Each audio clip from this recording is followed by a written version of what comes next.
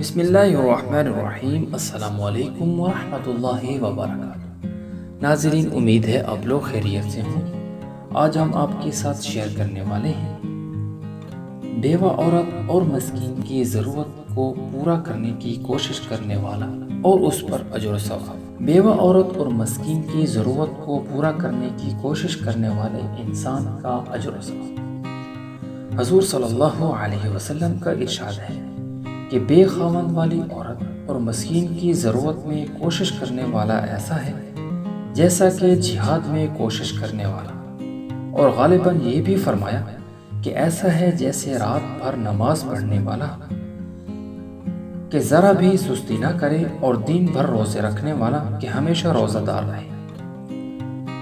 بے خاوند والی عورت سے عام مراد ہے گران ہو گئی ہو یا اس کو خاوند میسر ہی نہ ہوا ہو۔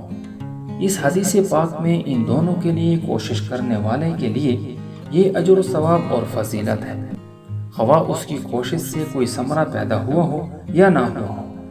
ایک حدیث میں ہے کہ جو شخص اپنے مسلمان بھائی کی ضرورت پورا کرنے کے لیے یا اس کو نفع پہنچانے کے لیے چلے تو اس کو اللہ تعالیٰ کے راستے میں جہاد کرنے والوں کا ثواب ملتا ہے۔